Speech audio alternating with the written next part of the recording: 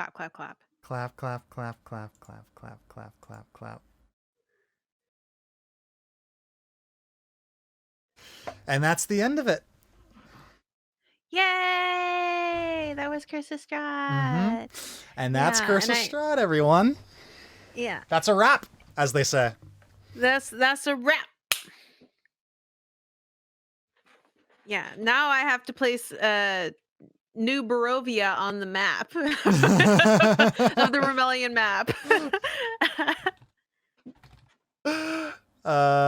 Well, now is the time. Q&A time. It's Q&A time. Q&A. Q&A. It's Q&A. So the stream isn't done, Pascal. Don't worry. Don't worry. Let me just get some good lo-fi beats for stream. As we go and delve, the beans can now be spilled, Nola. All of the beans. All of the everything. I will answer all of the questions. What do we got? Yeah, I better write down my own questions. Okay. Like, what happened to Rawhide's body? There was a servant that you met actually in the first excursion into Ravenloft. You know how you saw like skeletons and like other corpses that were kind of just like perched up places decoratively? That servant was down. That was the level where that servant lived. So he went to Rahadin's body and picked him up and added him to the many decorations of Ravenloft. Oh, so he became a decoration. Yeah. Oh, nice. Yeah. I was worried. I was like, oh man, is Strahd gonna do some resurrections? But maybe he got it. Oh, dang it. Yeah. But luckily it's not the case. You know. So, okay. Let me see. Ask away. What other? I will answer literally anything. Okay. Kai, what was the hardest part when you were invoking your talent combined with Curse of Strahd's story? I don't know what that means. Easily the hardest part of running this campaign. The word that comes to mind is continuity. But like what I mean by that is like keeping everything like linked. It's like, so there, I always wanted it to be, I always like every single thing that we did in this campaign, I wanted to lead back to Strahd in some way. Like all the bad things that happen can be linked back to Strahd. All like a bad thing, blah, blah, blah happened can lead back to Strahd. And the module does a great job about like lining up all of these scenarios, but sometimes, especially in result of like me screwing up, I just needed to figure out a way to get it back there. And there were a couple times where it was really hard for me to get things back on track after they had derailed, but that just happens in D&D sometimes. So I suppose that to answer your question, D&D unplanned shenanigans was the hardest part. But I mean, there were some ups and downs. There were some sessions that were better than others. And in like the last half of like the beginning of like the third quarter of the campaign was particularly rough pacing wise, but it all came back together in the end. Like there were rough patches, but it always came back. So I guess, yeah, like pacing and continuity. Nova, what was your favorite part of this campaign and why? What was my favorite part of the campaign? That's so hard because it is 30 sessions. I don't think I have like a number one favorite part, but I have certain parts of the campaign that I really loved. Like, for example, killing Amelia was great. And I think that was the first like really big hyped session. And also the time when Sirina like got the dress for the first time and connected to Ismark, you know, for the first time. That was like such a great session. And then afterwards we killed Amelia. The next one, it was like those two sessions back to back were like so good. Another great one. I mean, the first dinner scene, you know, it was still a good session, even though I was complaining about it a lot. But to to Kai afterwards. However, the second dinner scene was phenomenal. Like, it was such a good one. Strahd basically be like, just take Barovia. I'll just give it to you. And I'm like, what? Huh? That was also a really great one. Another scene I really loved was when Sirina was alone and she was like running through the forest trying to find Ireena and Esmeralda while Ismark's in bed dying. He's on a time clock, and these two girls, they're lost. They've been kidnapped. They're on a time lock. Strahd's looking for all of them, and Sirina is like exhausted and like she I think was at her lowest point at that part, because it was just like it was pretty much almost hopeless. It was almost hopeless at that point. But she was able to, you know, save everybody. But that was such a memorable moment. Of course, the Venricton's Tower, you know, when they basically confess their feelings to each other. You know, their feelings. That was fun. Yeah, there's so many great scenes in this campaign. So it's hard for me to be like, this was my favorite one. No, they were all amazing, you know? Can you do a top 3? In no particular order? I would say, okay, killing Emilia and Doru and Donovich. Yeah. That whole scene, that whole bit, I think that was a very strong moment. So that's one. I think the Van Richten's Tower, the confession, was also a really great moment. Yeah, and the second dinner scene. Those would be my top 3. Yeah, for me, my top 3 is something so I loved the confession. I loved Emilia's kill. First of all, let me say, I agree with all of those scenes were phenomenal and hit me pretty hard too. As far as my favorite goes, I definitely think the second dinner scene and him killing Emilia are in the top 3.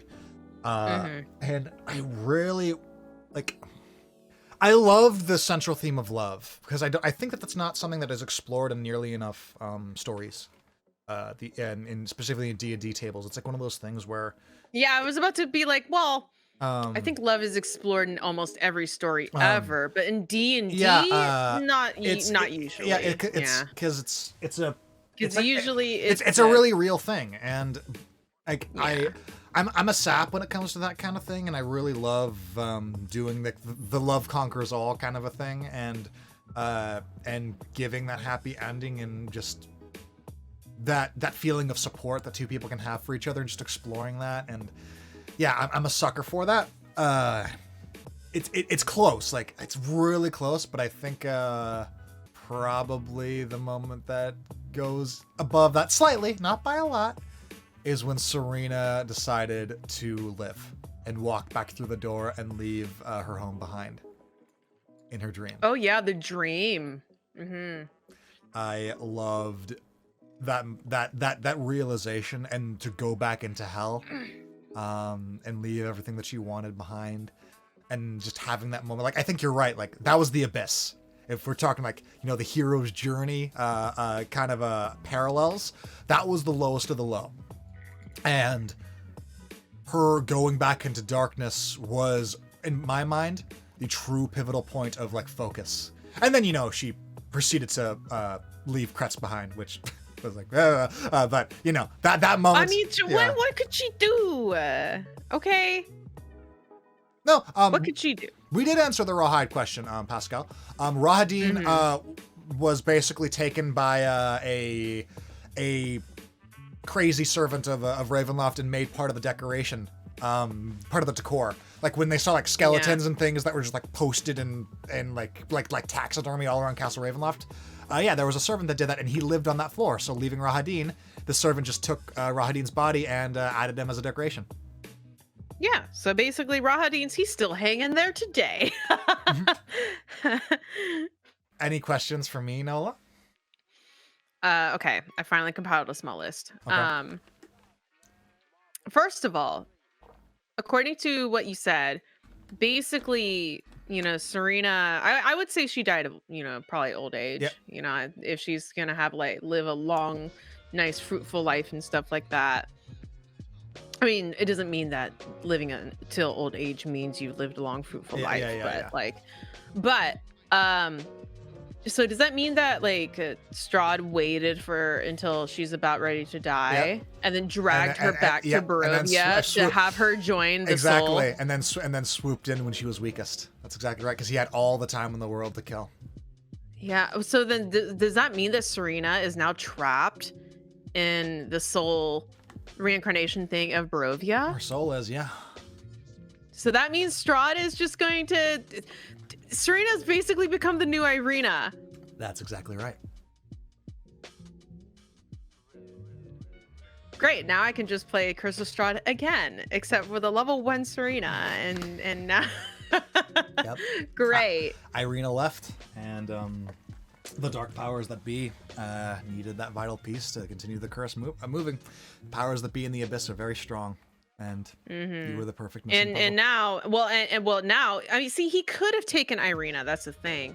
So, but now it could be, what is stronger now? His love for Ireena, or his lust for Ireena, or his hatred for Serina?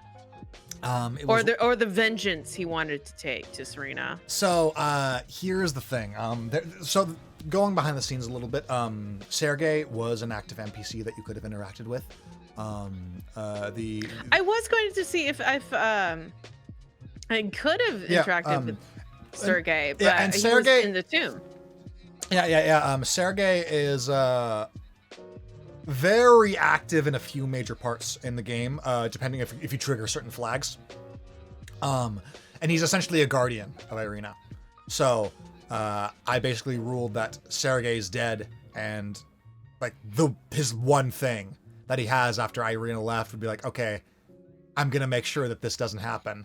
So that was I ruled that Sergei was the line of defense that stopped the abyss from claiming Ireena when she died, and then Sergei is now trapped there as well, left eternally longing full and loving to Tatiana. Okay, so he's trapped in Barovia, wanting to be with Tatiana, but Tatiana's not coming back. Yeah, and her soul's no longer trapped. Serina's is. At least Serina the Second's. Yes. I was picking back of what Ova just said. I assume she meant no. What Nova just said. Is this the first cycle of Serina, or has this been going on for a while? Good question. I assume this would be the first Serina. I assume this would be the first Serina too. Wouldn't that be neat? If you were just always destined to be a moving piece in the abyss, and that was Serina the Second's destiny, and every time she escapes and vanquishes it, and that's just part of the dark powers plans. That's an interesting idea. That would be interesting. Yeah. It's always she's in Barovia, she vanquishes Strahd, rekindles his hatred, and it all starts over. And then when she dies, she gets reclaimed back into Barovia. Yeah, wow. One of the things I love about this campaign is that its promise is in the title, The Curse of Strahd. And going into it and you hear about this thing, it's okay, there's this thing going on, and it's a little beyond what anyone can really do, but you can do a lot of good still in the context of it. And I think that's brilliant. Like an endless cycle in Strahd's endless curse. Admittedly, that there was some things that you could do in Pattina was the cog that kind of shook things up a bit, but the powers that be are beyond Strahd, and they are. Okay, while we're on the subject on Pattina, what the heck is up with her? What do you want to know? Is she actually good or bad? Is she actually sus? What's going on? Oh no, she's a horrible person. Oh well, I knew it. Yeah. Yeah, no, and like I said, I was being very deliberate with my choices. No, she is a selfish, power hungry individual. that cares only for furthering her own goals, and she wants to rule Barovia. That's her goal, and you gave her that. And after that, she struggled to maintain it. She was a horrible ruler, but still maintained her power with an iron fist, while also on the flip side, always like trying to beat back Strahd. So it was one of those things where there were definitely people that were loyal to her, because when Strahd would come back, the darkness would return, and when Strahd died, the darkness would go away. And it was an interesting relationship where she was a tyrant, a very cruel queen, but was still beat back the curse. Still better than Strahd? Yeah, beat back the curse every time because she was a very powerful mage.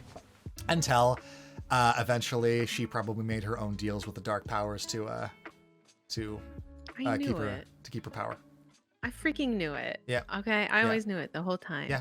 Okay, so with Serina joining the whole Barovian soul trap thing, like, what the heck does Strahd do with her? Just finds her and just kills her? That's essentially it. I imagine that every day, every cycle, he gives Sirina a chance to overthrow him, and probably lords over her and thwarts her plans, and maybe sometimes loses, but probably not, because he has the home advantage and complete control until an outside force comes. Yeah, maybe she's the NPC of another party of people. Yep, exactly. You know, actually, you could use her. Yeah, exactly. And if you ever DM'd another game of Curse of Strahd, yeah. you could use a NPC Serina. Yeah. You know, and then Strahd, would be like, oh, she actually defeated me one time. Yeah. At least, a few hundred years ago she did, but. Yeah. That was I got her in the end. And that was, I was kind of wanted to foreshadow that in the fight, where like the adventurers of old, those adventurers of old were actually players of mine that I'm playing Curse of Strahd with. You killed them. Yeah, there were other adventurers that failed, and that was part of the themes. And the longer the fight went on, the more past adventurers that either had faded away or whatnot would join the fray. I mean, did they actually fail, or are they currently in it? They're canon-wise, there can only be one party that succeeds. So in my mind, in your timeline, yes, they arrived and they failed. Okay, cool. And Lady Pascal clarifies, because she was there and he was jealous of his. So that's a question that doesn't really have an honest answer. I have my own interpretations, and I think that any interpretation is valid. I just presented it the way it was, and it's one of those, you can interpret it however you want. My personal thought was that Strahd saw Tatiana as a scapegoat for his own imperfections and insecurities, and put her on a pedestal, and didn't really see her as a person. He saw her as a way to fix all of his problems and his self-conscious feelings of inadequacy, because of his mama and dada issues, as well as his brother issues. And jealousy definitely became part of that, because who got this person that he put on a pedestal as if I do this, then that means that I am adequate and that I am enough? The person that his mother and father loved more than him, his brother.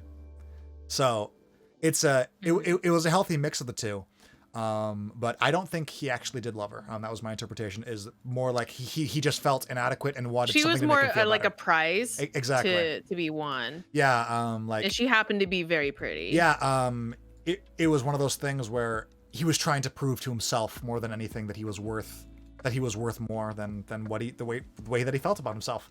So it was an expression of sorrow, and that was what Tatiana was. I don't think he ever really loved anyone except for his family.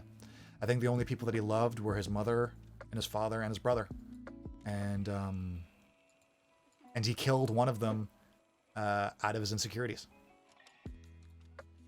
Well, I mean, if he killed his brother for her, I think he must have liked her to some degree, but he didn't. He loved himself he didn't more. Love her. Yeah. It always comes back to him. He was a selfish bastard, and he loved himself more than anything. But that doesn't to say that he didn't, like... His family were the only people, like, other than himself that he really cared about. Mm-hmm. But of course, in the end, he decided to kill his brother to better his own goals. He's still a monster. Like, still a villain. But yeah. I mean, I never claimed he wasn't. Yeah. I mean, he didn't do good things. Yeah. So, yeah. Great. Now Serina's trapped in Barovia. Okay. So, okay. I have the rest of my list. But let's see what did Strahd love his brother? Yeah. I earnestly believe that Strahd cared deeply for his family. When you go down to the body and the way that he's preserved their crypts, especially like Sergei basically being untouched, like he really loved his brother. And, again, like theory-wise, I don't think he would ever say this, or he's the kind of person that would ever admit this or ever come to this realization because he's so self-absorbed. But I honestly think he regrets what he did. And he's just too far gone to let that overtake him. And it's too much has happened to start regretting. Yeah, so... Again, like he goes down to his brother's tomb and his parents' tomb and he screams and yells and cries and torments people. Just again, it's trying to reinforce the idea that the deal that he made with the Dark Powers was worth it. When after like a few hundred years, it's obviously clear that it's not, and he's just stuck in that endless cycle of agony. Was Diona going to be good if she wasn't killed? No, she loved Strahd. No. She was infatuated with him, and she was the diplomatic person. She was the Tyrion Lannister of the campaign. She was the woman that was Joffrey's wife for a while and then switched over to the other person's wife before she got blew up in a church. I'm making Game of Thrones parallels. Basically, she ruled by diplomacy, and she was very good at it. And like I said, like, she basically won over. Like Sirina didn't want to do that. It was one of those things that it was advantageous Marjorie? in that time. Diona. And Game of Thrones. I don't remember her name. So yeah, she did a really good job in wrapping everyone around her finger, and I believe that she had a Sirina wrapped around her finger in a way, but it was as far as she could go while being associated with Strahd. So I think Diona did a phenomenal job being the diplomatic force in Barovia, but she went as far as she possibly could while still being loyal to Strahd, and she died for it. Right. Because I'm like, I personally like Diona out of, all the brides. Well, you love to hate Emilia. I mean, I love to hate Emilia, and Beatrice is just like, freaking Beatrice. Just stop running. But, and then, Usher is just like, I don't really have time to really get a connection with him, so he was just like, he was there, and then he died. Did you take the remains of the dress Diona gave Sirina in remembrance of her? I don't know. Does Sirina still have the dress? Serina's dress would be in Kretsk. So somebody has it. Either maybe the abbot took it and gave it to maybe the abbot took it up to his room and smells it on occasion. No, I remember he was dancing with this like golem lady. Yeah. Or you could make it weird, make it so that he smells it. That's I don't know. The abbot's a creeper. I don't actually think he would do that. Like I don't think he cares for that kind of thing. Well, now you said it. Now I can't stop. Now you ruined it. Well, if it makes you feel any better, I don't actually believe that he would do that. Did Strahd love his brother? Yes. And vice versa. Did brother love Strahd? Absolutely. If you watch episode 0, Sergei absolutely loved his brother. And believed in him right up until the point where he ripped his throat out and drank his blood. Like the morning of the wedding, Strahd was hosting it, and Sergei believed that everything was going to be okay. He was naive, and it was a flaw of his. Tatiana was not so naive and saw Strahd for what he was and really was pushing for otherwise. But Sergei loved his brother, and in the end, that naivety was one of the many dominoes that fell to eternally trap Serina and Strahd. Okay. All right, you had questions. Yes. Okay, so I have a lot of what if questions. Sure. Okay. What if Serina did rule over Barovia? What if she didn't allow Patreena? Vampire or no rule? vampire rule? Let's do one at a time. So let's go no vampire. Alone or with Ismark? She wouldn't do it alone. What do you mean without Say Ismark died. Well, if he dies in the process, yeah, but she's not going to rule without him. So she would rule with him. Okay. You would be heralded as the Morninglow's champion. Patricia, Patricia? Patreena. Patreena. Yeah, Patreena. It's a na. Okay, say it with me. Patreena. Okay, no Patricia. There's no sha. Okay, Patreena eventually would have staged a coup. A coup if you did not give her access to Ravenloft and the Amber Temple. She eventually would become like the witch of the lands and a force to be reckoned with. And she would rule over the dark forces. And she would be that would be her thing, while also spitting out Dusk Elf babies. And eventually Sirina and Ismark, since the Shadowfell has a way of warping minds the longer you change there, eventually Sirina, given enough time, you and Ismark would have undergone permanent change and probably ceased to be mortal and humans, and eventually lost touch in your emotions as time went on and on and on and on, and you would lose track of everything as the castle consumed you, until eventually Strahd's return marked a point of conflict for you, and then you would have basically taken the role of Patreena and been the force to fight against Strahd, and then Patreena would have been the wizard in Barovia trying to harness the dark powers. So basically, if she stayed, she would have slowly been corrupted. Yep. Given enough time. Until she got corrupted. Yep. And then, like, does she die, or does she continue to fight Strahd, or like, what is it? I think I would have asked you what Sirina would have done if what Sirina would do if her goals and aspirations were this, and she lost her soul. I think it would be like one of those things like, okay, if you can imagine just a purely motives driven, I probably would have read you some flaws that you give if you do shit like this. And then I'm like, okay, you have these flaws. What does Sirina do in conflict with this? And I would have asked you. And then you would have done. And vampire. That's like the one way. Yeah, vampire Serina and Ismark. Yeah, vampire Serina and Ismark, you would have broken the curse. As you would have replaced Strahd in the cog in the wheel.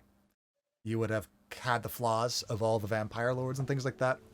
Strahd would still be a part of the land because he can never die, but you would have appeased the dark entities as creatures to play with in Barovia, and essentially that would be the only way for you to maintain your conscious self in this corrupted land. But of course, you would have been a vampire and all the flaws that go along with it. So it would have been like you and Ismark would have been like this goth power couple that ate people, but like also like was trying to protect things, but also like did vampire things. Essentially, so they would have been a step up from Strahd, but they still would have been vampire rulers. Yeah, and then the dark entity would and the dark powers would have just watch that unfurl, and the misery in the different kind of misery, and they would have a fresh pawn, and the Curse of Strahd would be passed on to you. Yeah. So basically, Barovia would have changed to become her curse. Yep. Which I can't even imagine what that would be. Like, I feel like Barovia would just be like, stay the same way as it is. It's already a curse. Yeah, but the difference can't get much worse than that. Yeah, probably one of the big differences is, as I would have asked, if you would eventually would betray Ismark, or if Ismark would betray you. And I was kind of bouncing back and forth and never made a conscious decision on what would happen. But I honestly think that eventually the two of them would grow more and more selfish and grow apart. But also like hate actually loving each other. It was like one of those things where like they'd probably like maybe even like still like never move out or like live in the same space, and attempt to kill each other all the time, but like secretly like always want them around kind of a thing. Right. I mean, Ismark betraying Sirina would be like, that would suck. Yeah. Yeah. I hadn't decided. I would have asked you a series of questions, and depending on the answers, the ending would have shifted. Okay. Cool. One of them was the Suicide Pact ending, where you saw yourself getting corrupted, and essentially you and Ismark die together. And it was great. Great. And then we leave Barovia back to where it was before. Cool. Yep. What was the exact nature of Strahd's contract? You heard it. Serina got the same one. Serina and Ismark both got the yeah, and that's why it's like that was the way to break the curse. Like the dark powers of the land was like, yeah, you want to end this curse? You just gotta replace our favorite pet and become our new favorite pet. Yeah, basically, okay. So as far as I can remember, the contract is you basically have to kill someone you love and then be killed by someone that loves you. Yeah. Yep. Not quite right. But and then drink their blood. Yeah. So and another reason why I'm sure that Strahd loved Sergei, because of the nature of the contract. The contract specifically, I can open up the exact page that this deal is on that the players can make. You know what? Let me open up I have a PDF. Let me open up the Curse of Strahd, because I can do that. Yep. Yep. All of the secrets. Feel free to read through the module, see what you missed. I can read it now. Okay, so here is the exact wording of the deal. The beneficiary slays another humanoid that loves or reveres him or her, and then drinks the dead humanoid's blood within 1 hour of slaying it. And then the beneficiary must die a violent death at the hands of one or more creatures that hate it. Oh, that hate it. Oh.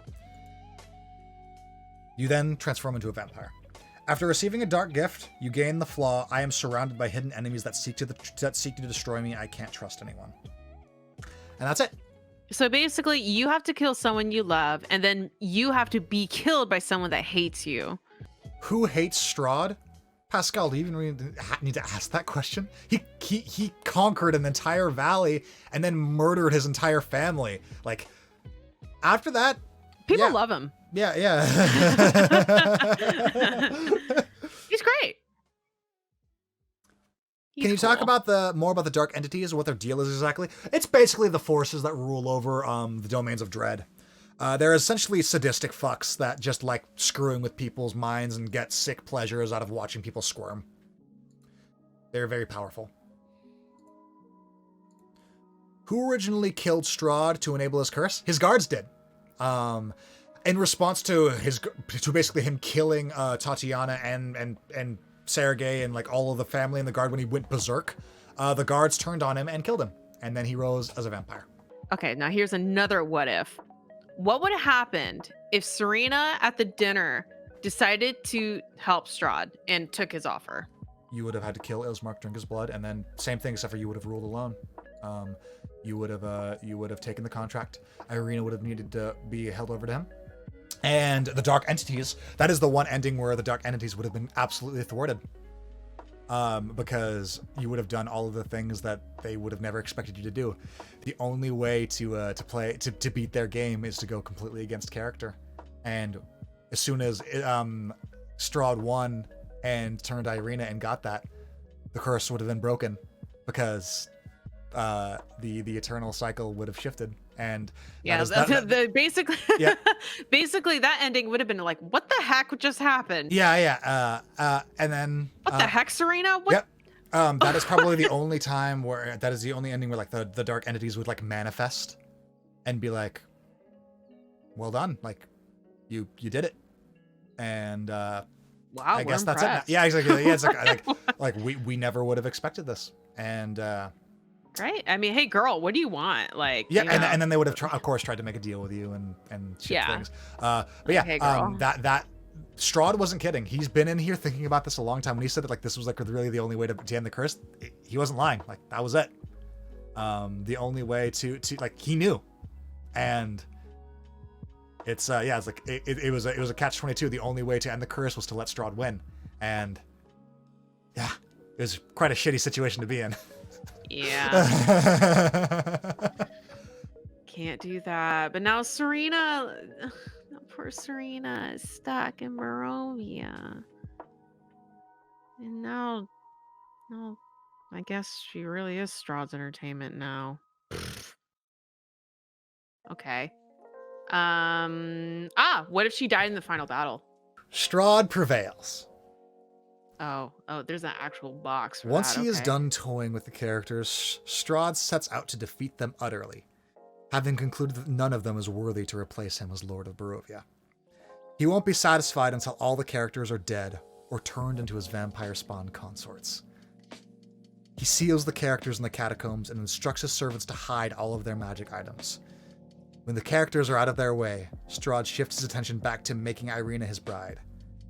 If she is still alive within his graft, Ireena is turned into a vampire spawn and sealed within the crypt beneath Castle Ravenloft. Right, and then he wins. Yep. So, what would have happened? Would she have died, or would she have become a consort? I would probably ask you what you feel comfortable with, and then that's what I would have done. Honestly, I probably would have had her become a consort. Yeah, no. Seems like it'd be, because I mean, hey, at least she'd be able to run around as a vampire. Yeah. You know, causing beautiful chaos. Exactly. You would become his favorite plaything. And and then you and Ireena would be his playthings, and then eventually more brides would go out, and you would fall into the same stupor that Diona and Amelia did, being completely infatuated and blindly in love with him. Dang it. But she's special though. She almost killed him. There were many adventurers before Sirina. Some of them might have been brides. No, but she's special though.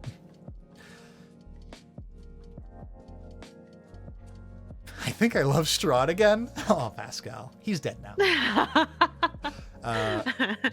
Was the Crypt Castle left as they were, or did Papapuna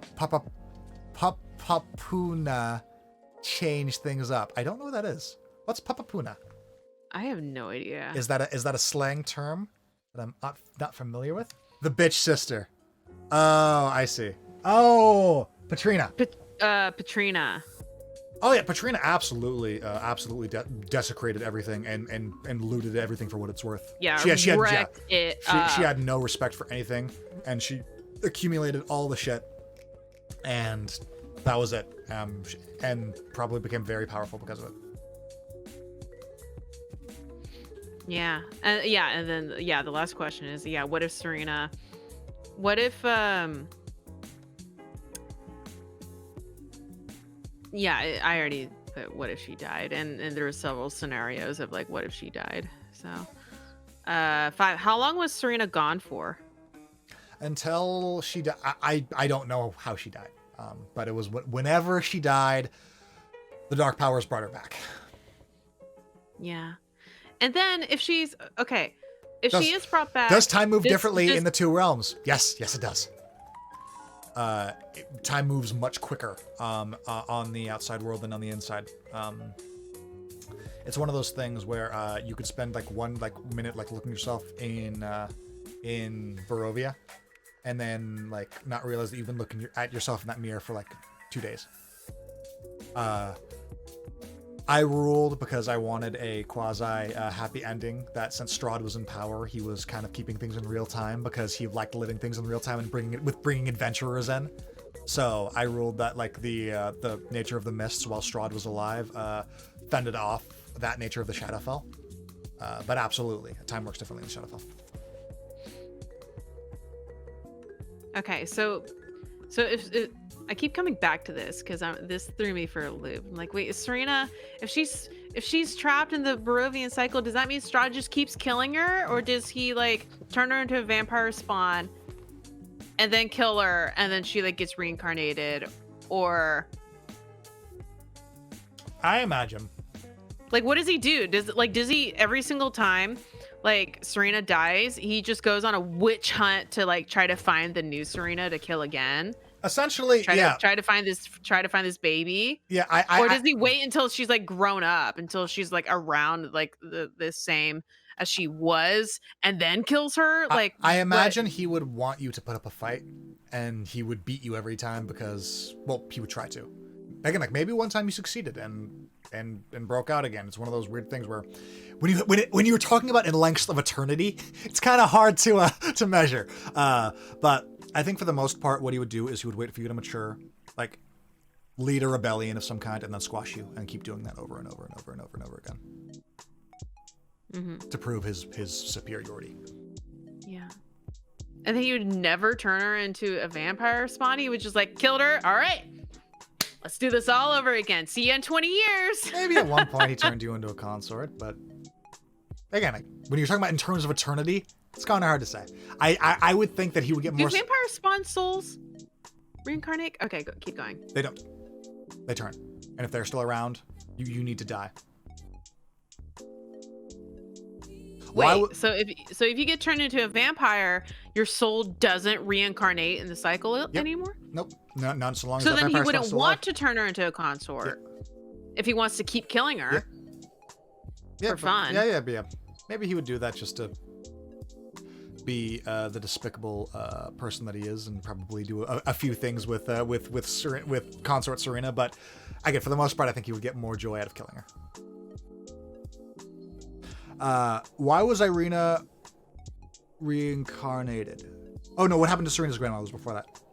She lived an old life. There. Yeah, she's fine. She's Serina's grandmother, she's not involved. The only time that it's not like Strahd brought her grandma into the picture. No, he did kinda. He got the music box. He got the music box, but that was the extent of everything. Yeah. Serina's grandmother, he doesn't care about her. Yeah, she lived a happy life, running an orphanage. Why was Ireena reincarnated? What was the first time? Was that part of the contract? Yeah. Ireena is Tatiana. And Ireena is not the first reincarnation of Tatiana.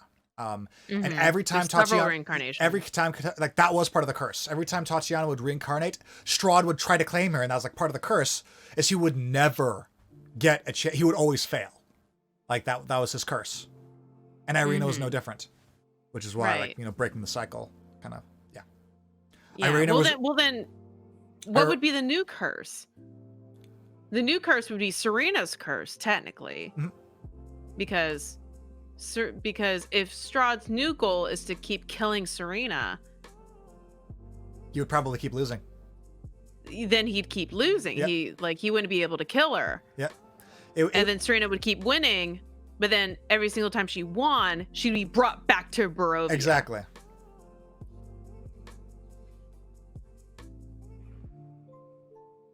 That's interesting. Yeah. Huh. So no vampire Serina. Yeah, he can never get unless she became a vampire. Yeah. And still killed Strahd. That could be one of the options. When you're talking about an eternity, there's a lot of options here. There's a lot of options, The Dark Powers are very creative. Yeah, exactly. Like 800 years in, who knows what Barovia looks like? Probably still involves Strahd because that's just how it is. All right, any other questions? Great, but now Serina's trapped. Oh no, my poor girl. But we'll have to worry about that as far as like the new Ramel and Zaldin and our new Aranor. All right, any other questions? Yes. Let's see. So the places that I didn't go to. Yes. Let's talk about it. You want me to go through all of them? Sure. Let's actually, Lady Pascal. Um, did Patreena think she had fooled Serina and company? I don't think she cared. She knew that she had something that Sirina and Co wanted, so she leveraged it. I don't think she gave it. What did she have? What do you mean? She was the one that was offering to stay and rule. Oh. Serina wanted to go home, and she knew that. So she offered herself as the alternative. Doesn't matter if, again, like, just look at the outcome. Doesn't matter that you knew that you knew. The result was she sucked, exactly yeah. the result was the same, and she knew that. So yeah, she didn't care. I think she probably would have had some idea that they didn't trust her, but she got the result she wanted. She didn't care. She had him by the balls, as it were. As it were. Let's talk other things. The Werewolf Den, Death House. Yeah. So yeah, what other locations? Kretsk. Kretsk was the one place where you could evoke Sergei. There was a beautiful little scene. It was like the one pretty and nice life-filled place in Barovia is in Kretsk, and you never saw it. Really? Yeah. I missed the whole thing. We didn't have yeah, the chance. Yeah. And Sergei is evoked there if Ireena goes there. And that is also another way to end the cycle, is by basically sacrificing Ireena and bringing Tatiana forward. Okay, so it's a whole scene.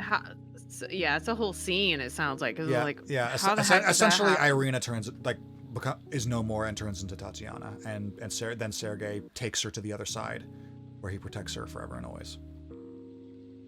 To the other side of what? The veil. It's pretty vague. Okay. Through a what? Through a very, very pretty place. It's a well that, when drunken from, basically gives you the effects of lesser restoration. Oh, okay. So from a wishing well, basically. Yep.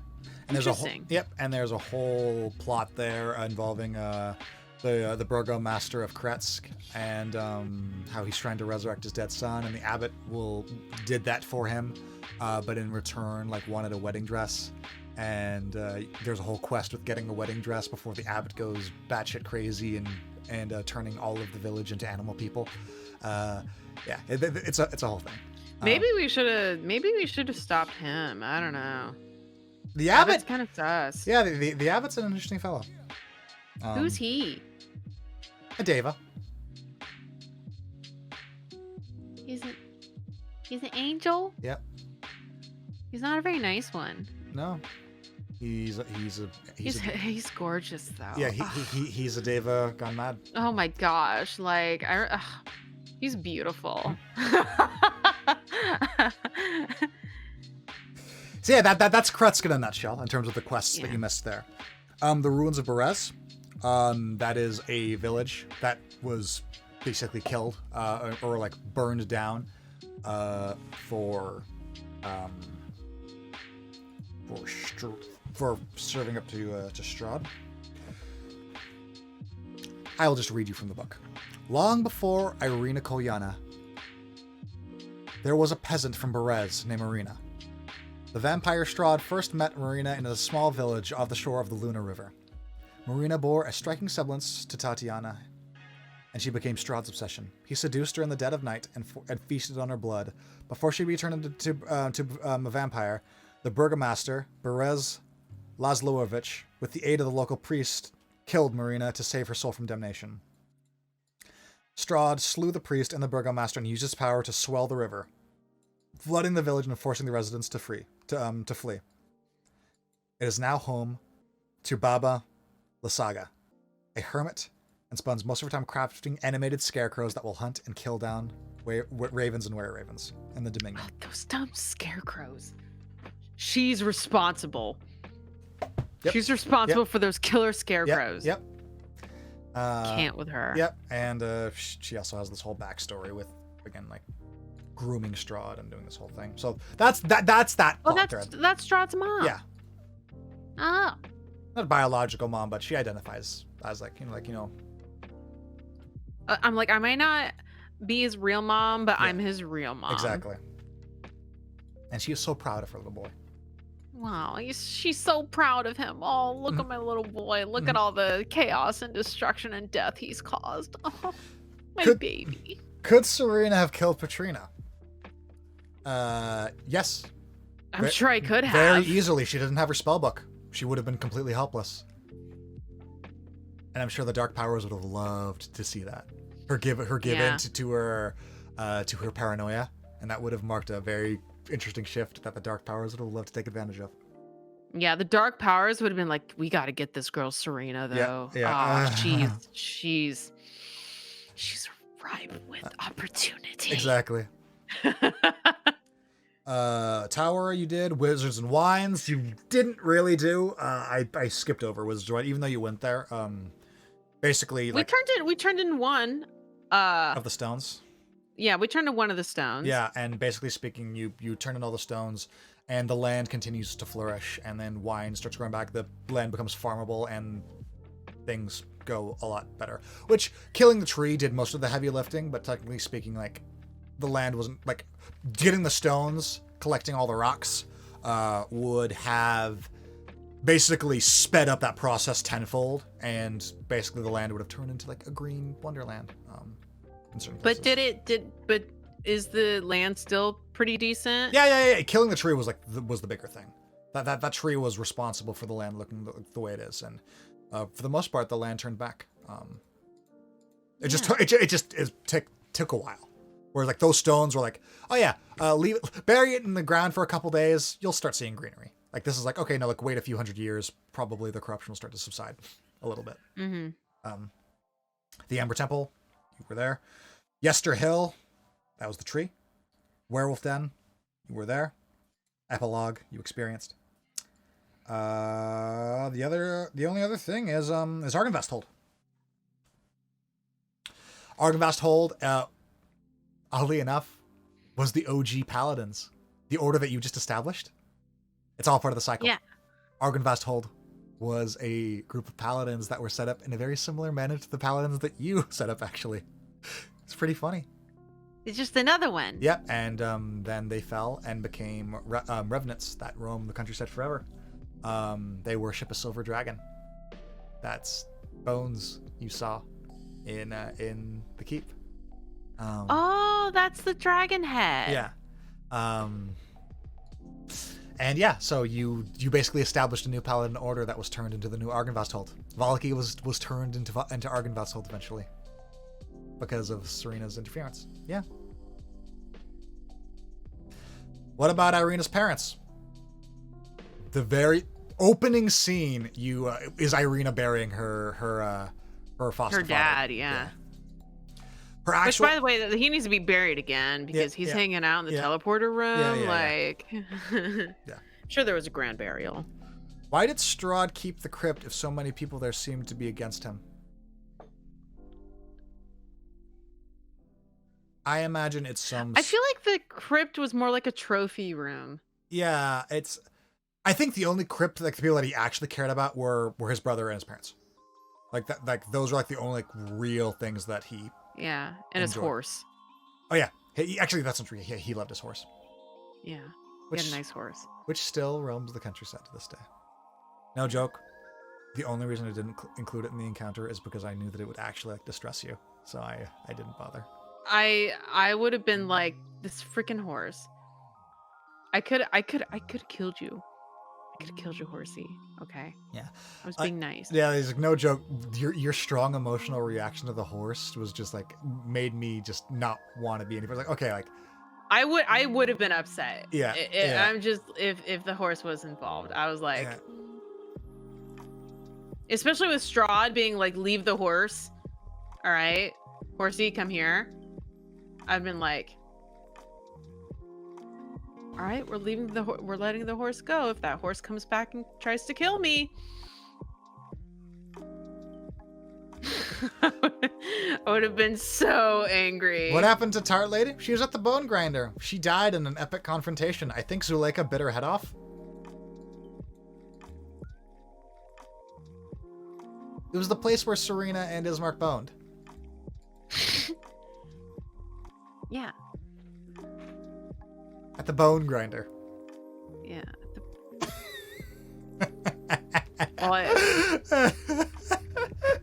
Well, I thought about it. I was like, well, I hope the bones aren't being grinded, but I guess they were grinding.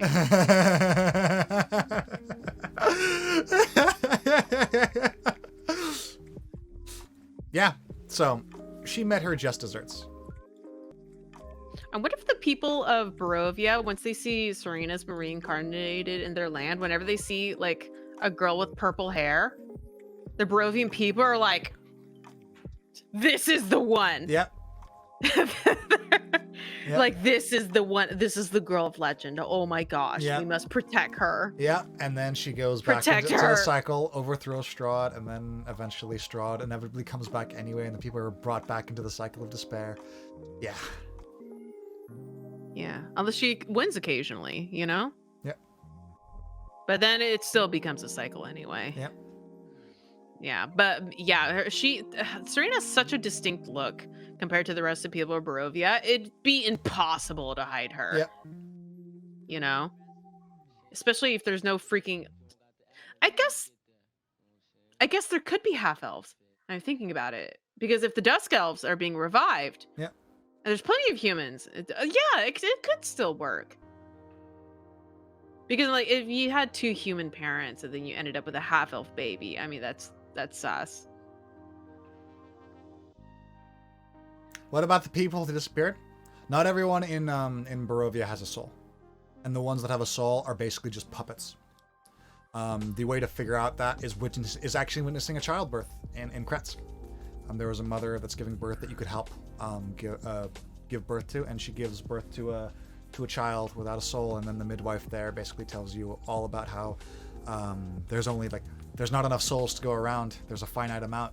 People that die here are trapped here and reincarnated, but people can still have babies, and when that soul surplus is depleted, they're just born without souls, and the ones without souls can't leave Barovia, and when they try, they disappear into nothingness. Yeah. So basically the people that disappeared, they didn't have any souls. Yep. So they can't leave. Yep. Yeah, which basically means that because Serina took a chunk of people out of Barovia, Strahd would have to make even more souls. Or he would have to bring in more adventurers to add to the mix, like Serina's, for example. Yep, I imagine Patreena would probably get quite a few helpers to help her in her arcane studies. Oh! That's another thing you missed. The Mad Mage. Whole plot arc. You know the story that Vistani told you at the camp with the mage that created a revolt against Strahd? Yeah. You could have found him. He was he was perusing. If you had decided to explore the area around Valaki, he was perusing as an elk. A mad mage that if you go through like 5 trillion loops, you can restore his mind, and he is revealed to be Morden Kanan. Oh. And then he joins the party and then crushes Strahd. That's the goal. Dang! Where's that in the book? Is that in Valaki? What the heck? I mean, no player without reading the book would know to do that, but like, holy. There were a few things in the there was no. Oh yeah, I want to tell you about all the times you almost died. Oh, okay. Although I mean, I still have some other questions, but yeah, keep going. The one that comes to mind. Ireena, Esmeralda's cart basically would have blown you up and killed you if you would attempted to open it at where you were level wise. Yeah. You told me that it was full of explosives and bombs in there. I'm like, ooh. Yep. And if you had attempted to open the lock and failed, a dragon would have appeared in the tower and basically killed you all. Wait, try to open the lock of in Von Richten's tower. What, a dragon would have shown up and killed us all if we failed to open up Von Richten's tower? Yep. The heck? Yep. What? Yeah. That's another instance. I mean, of course, the Amber Temple. You almost died several times in there, but you're pretty aware of those times that you almost died in the Amber Temple. Oh yeah, the old Bolden Grinder. Imagine going in those to deal with those hags when at the level where you first went across the old Bone Grinder. Yeah, like level 3, Yep. level 2. Yep, you would have gone in there, and that would have been bad. And you would have gotten smoked. You had 3 night hags, with you, Ireena, and Ismark at level 3. Yeah, and we were all busted and beat up too. Yeah, that would have been bad. Yeah, you would have gotten screwed. And I mean, the river was fun. Again, you're pretty familiar with how that could have gone wrong. That was another moment. I really liked the river encounter. The river encounter was like probably my favorite encounter on the whole campaign was crossing that river. Like, it was just so tight. Really? Yeah. It was very action packed. Yeah. I mean, it was like, wow. Yeah. Why did Strahd originally pick Sirina aside from being the main character? Because she was optimistic and cheerful and kind and hopeful. Yeah, and happy and innocent. Everything and that he sunshine. Everything that he derives pleasure from in breaking. And in a way, he succeeded in that. I don't think he broke her fully, but he broke her a lot. Yeah. Yeah. Like, she definitely changed over the course of the campaign. Mm-hmm. So you said you had more questions, Nola? Yeah, I'm looking at this Mad Mage thing. The heck? Yeah, it's pretty random. It's probably like the most random thing in the entire book. Mad Mage of Mount Baratok came to Barovia more than a year ago to free the people from Strahd's tyranny, but he underestimated Strahd's hold over the land, and after battle between the two and Ravenloft, Strahd drove the Mad Mage to the mountains. He survived the fall. I sent him hurling over the falls. He survived, retreated to the mountains, only to be driven mad by the realization he no longer has any hope of defeating Strahd or freeing the people.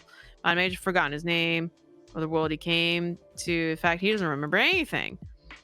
He suffers from paranoia that powerful enemies are hunting him. Believing the characters aim to kill him, Mad Mage unleashes destructive magic as he tears into them. If he is reduced to 50 hit points or fewer, he shouts, "Tell your dark masters they can break my body, but never my spirit." Greater Restoration. Cast on the Mad Mage would restore his wits and end the madness, allowing him to remember that he is Mordenkainen. The Mad Mage has cast a Mind Blank spell on himself. As long as that spell remains in effect, his sanity can't be restored by any spell. If the character surmises that the powerful magic is preventing them from restoring the Mad Mage's wits, they can, charisma check, convince the Mad Mage to divulge the reason why their spell failed. The character can also ascertain the cause of the spell's failure with a successful intelligence check. Mind Blank spell has a remaining duration of 3d6 hours. Mad Mage is a different spell list from that of the Archmage. Okay. Dang, he always straight up to 9th level. Time stop. Man, and he has Mordenkainen's Magnificent Mansion. Mm-hmm. If the characters rescue the Archmage from his madness, he invites them to his mansion. That's the way to get a house in Curse of Strahd, is Mordenkainen. You basically... Yeah, but that requires you to accomplish A, B, C, D, E, F, G. Yeah. Yeah, no. It's an ordeal. Yeah, I have a Greater Restoration, and I got that, at the end of the campaign. Yep, and there's the rub right there. And why probably most people don't ever experience that. Ever experience this, yeah. Like, why 98% of people never even deal with this at all. Not without the DM doing some serious homebrewing. Right. There he provides some food and sanctuary, blah, blah. He could have appeared in your cards as your favorite enemy is the Mad Mage. And then you would have needed to figure all this out. Yeah, he could have been an enemy, which then you would actually make the effort to actually have the characters figure this out. And that's the thing. Like, the campaign was shifted by that card drawing. And the beats of the story and where things went, all of it was based off of that initial card drawing. That card drawing decided the experience that you were going to have. Mm-hmm. There's one of the things that makes the module so cool. And why I can run it with multiple groups and be like, oh, this is neat. It's different. Yeah, I mean, for the DM, it's really cool because, you know, my card drawing was probably different than everybody else's card drawing, you know? Yep. Like, for example, my card drawing is I fought with the Strahd at the heart of the castle. Yep. I'm sure there's a ton of other places I could have fought him. Yep. Dozens. Yeah. What was a standout moment for you two? Not something that you loved or hated, just something that stands out for whatever reason. I mean, like the river battle, you know, that was one. I suppose for me, it was the first time that Nola ever said that she was enjoying herself. Aww. Yeah, the first time she was like, I am really enjoying this campaign. I remember that moment clearly, and it was actually I actually just got to relive it because the new episode of Curse of Strahd that's on YouTube is not published, but it's on YouTube, and I recently edited it, and I included that moment because it happened at the end of the episode, but it was like one of my favorite moments, and because this was also like pretty early on in me and Nova's relationship, so she said that she was having fun, and I remember being particularly happy to hear that.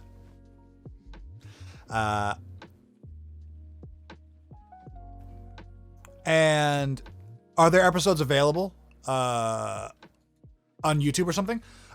Just answered that a little bit. The newest episode is going to be published on YouTube sometime in the next few days. And the rest are up on Twitch VODs. For me, the stand-up moment was when Sirina was climbing the chains in Castle Ravenloft. Did she climb the chains in Ravenloft? The chains. Or in Van Richten's tower? Yeah, that was the tower. Yeah. Yeah. All right, any other questions? Yeah, look at all these here. Okay, so yeah, we didn't go to Argynvost's Hole. We didn't go to whatever the Braz or whatever. Let's see. Let me look at this thing again. Styles, I just read Sirina is an anime main character with the purple hair. Absolutely. Spot the main character. Yeah. Sirina is the meme. Yeah, spot the main character.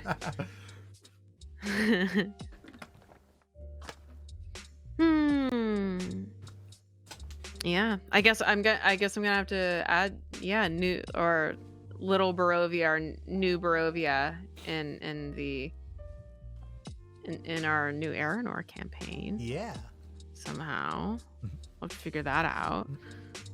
Why did you make the wives so much more prominent than they are originally? Because I wanted servants of Strahd. Like, so there were Vistani, right? Like, right, there's Vistani and there's Rahadin. Yeah, and I wanted a reminder of failure, and I wanted so here's my brain thinks in terms, you don't need to do this as a DM, and I'm not saying that this is the way to do that, yada, yada, yada, disclaimers. I like narrative. I like following plot structure. I like storytelling. I'm very well versed in these things, and I like drawing parallels and all these things. So I thought to myself, what is an enemy that Sirina can have that isn't gonna like end the campaign? Because of course, you know, I could have Strahd show up more prominently, which was a trade-off that I consciously decided to do, but I wanted him showing up to be a big deal because he's the freaking lord of the land. So when he shows up, it's because he's dealing with something personally. In order to be dealing with something personally, I needed servants. And so I thought to myself, what is a good mirror for Sirina in terms of an antagonist? A form that represents like a failure of Sirina's part, or like an antithesis of Sirina. And that's where I came up with Amelia. Or a mirror of what she could become exactly. one day. And that's where I came up with Amelia. And then when I came up with Amelia, I was like, oh, this is really cool. I can introduce her here. And then I thought about it, and it's like, there are three brides, and I knew that there were three brides because I read ahead in Ravenloft. Little did I know they played a part in Ravenloft, which you never got to experience because I made them prominent literally everywhere else. And after I made Amelia, I was like, I know exactly what I want her to do. I'm going to make Amelia the Joffrey of this campaign, and I'm going to have a horrible moment, and it is going to be it is going to be the figure that stands out as like the figure that's like, oh, like I want to kill this person outside of Strahd, and bring Serina's hatred forward, as well as Ismark's hatred forward, like the person to hate. And then after I thought of that, I was like, oh, she did this. I could do this again. Like, what's another angle that I could pull with a bride? And then I kept moving, and then I until I exhausted the 3. I wanted to do more, but again, I tried to keep true to the book. Yeah, you could have done Escher. Yeah, exactly. Well. I completely forgot about Escher, and I feel bad about it. Because again, like, mostly I wanted to draw parallel, like, and make that clear with Serina, which is why I stuck to the women more. I was like, okay, this is like, I want it to be clear, like, yeah, I want that dichotomy to exist, and that mirror image to always be up, and the way to make that most obvious is by being women. So so that was my reasoning, and I think it worked out great. Like 2 of like the 3 favorite characters of the campaign were people that that aren't really in the module, like, are fleshed out too much or are prominently featured. And that was just because of my narrative noggin, thinking like, okay, like what would make sense plot wise, and then throwing it in there. And some things worked, some things didn't, but overall, I'm pretty happy with the results. Okay, so is there anything, because I know you're playing Curse of Strahd with the other campaign and stuff like that. Is there anything in their campaign that I never got to experience, or something that I experienced that the other campaign probably isn't going to experience? Death House. Oh yeah, Death House. That's right. Yeah. And also Mordenkainen. Yeah, and Mordenkainen. Mordenkainen is their favorite ally. Oh, they got him. Yeah. Oh. However, they just left without finishing that arc, so maybe they'll never discover him, and that's also a thing. They could not go through all the cards.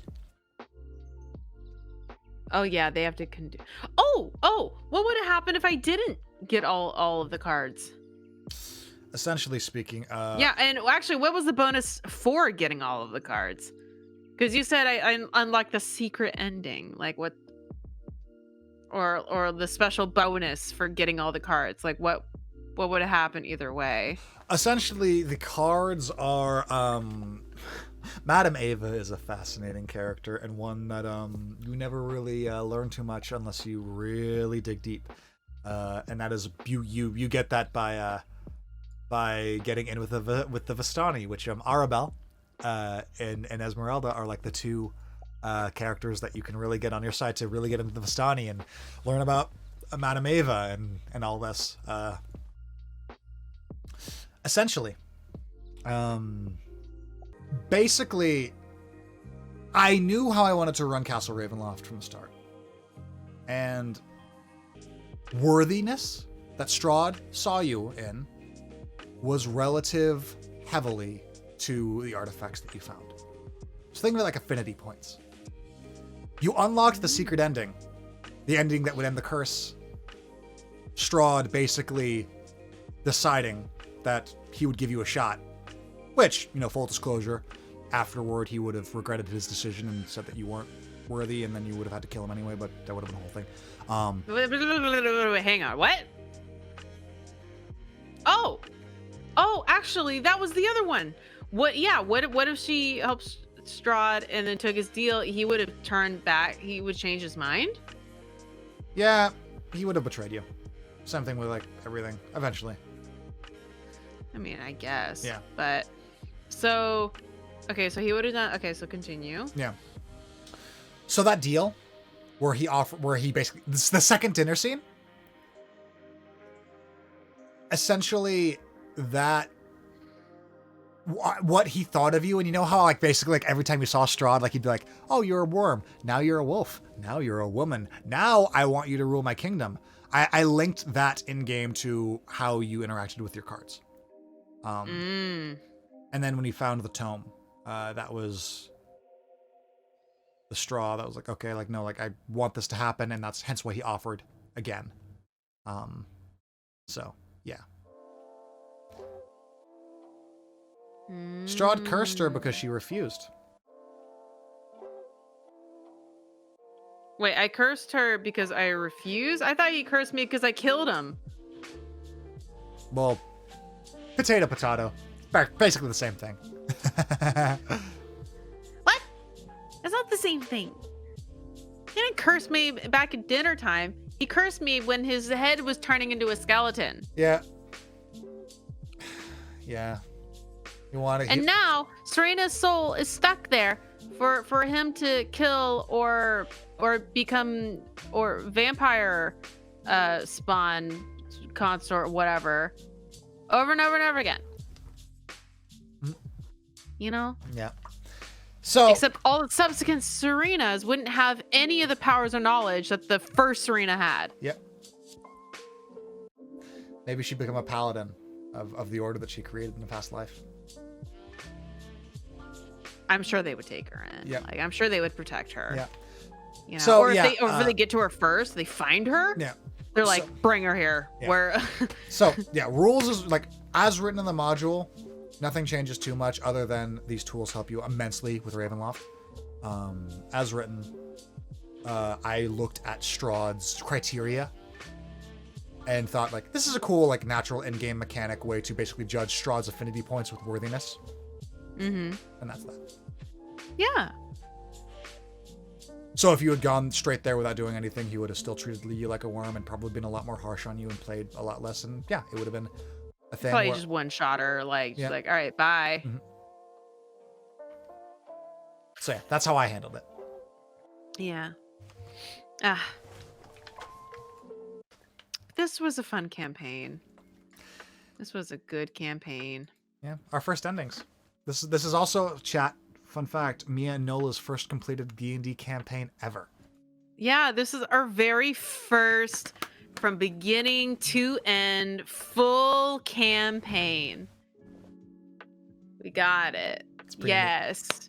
And now I can officially say this is probably my longest campaign ever. Yeah. Yeah. And thanks for stopping by, Toffee. Toffee, do you have any questions before you head to bed or wherever you're going? Yeah. I mean, she wasn't here for the finale. Basically, spoiler alert, Toffee, we won. Is Ismark and Sirina in the community game? Maybe. That all depends on what Nova wants to do. We could have this be in the past and just the Descendants be a thing, but it all depends on what you want to do with her mom. I mean, if I kind of want to have it be like, because we did a time skip. We decided that the events from the first campaign to the second campaign are about 20 years. So if it's been about 20 years, I think we could have it so that we could have it be a 20 years later thing. Sure. So Serina would still be. Still so Serina's, yeah. So they're still alive. They're still around. Yeah. Ismark's in his like late 40s, and the kids probably are like in their late teens. Yeah, they're like teens. Yeah. That's depressing. Yeah, I know. I was like, no, Serina, she's trapped, and now she's gonna be reborn and either die or become a consort. And then die. Let me ask you something. Did you like the ending? I liked it, but then with Serina's soul being reintroduced back into Barovia, I'm like, no. Okay. I knew it. I mean, I did mention that you know, like, well, wait a minute. Even if we leave, couldn't Strahd just bring everybody back? You know, but you know. Yeah. Such is life. But it's still what it's a very bittersweet ending. Yeah. You know, it was like it's so nice, it's so wonderful, it's so happy. Oh. Dang it. Yeah. Oh, man. Yeah. So it's just like it's kind of like it's like a little stab, like ow. Like, ow. Because I'm like, that's the thing. With life and death, it's whatever, but it's eternal soul? Yeah.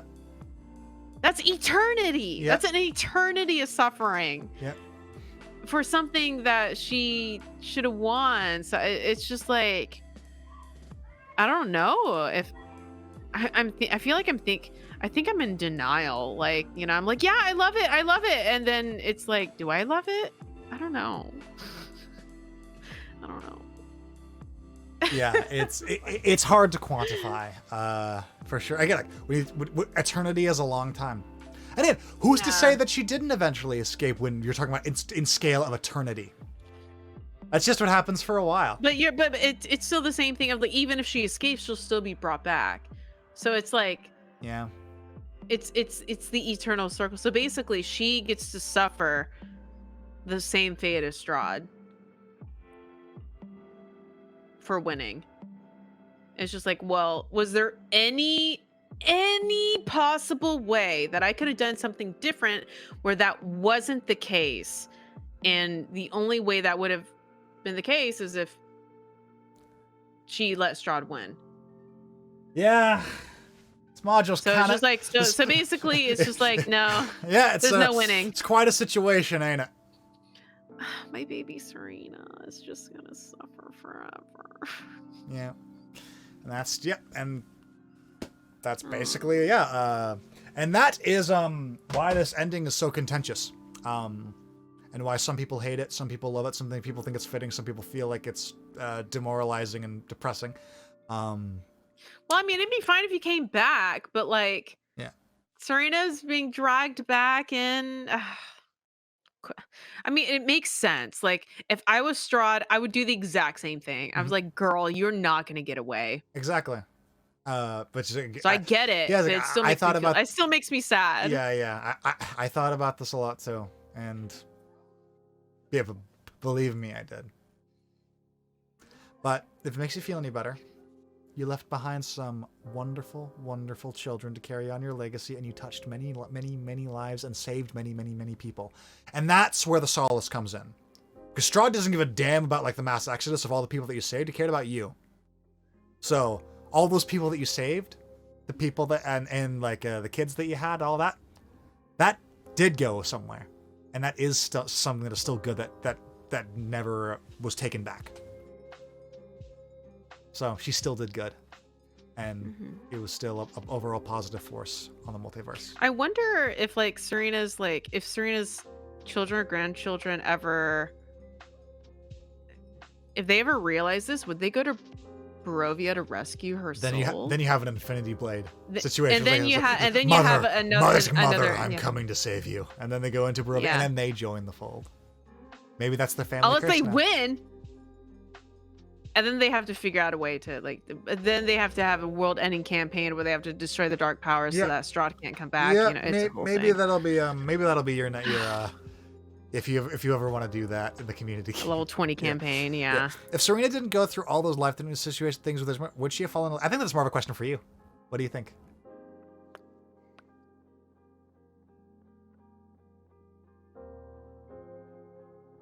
I don't know.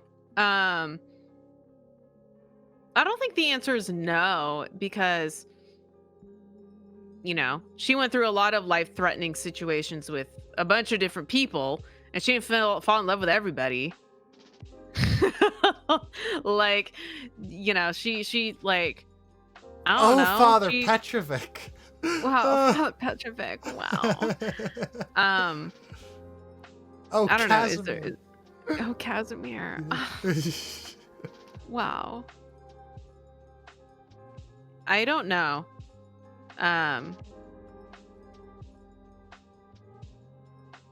Trying to think, like, if there was another person she could have fallen in love with. I don't know. I think the romanceable NPC, like the NPC things in an RPG that you play. Who do I want to romance? Yeah, it's really like, what only are my Ismark. options? Yeah. Yeah. Who are my options? You know.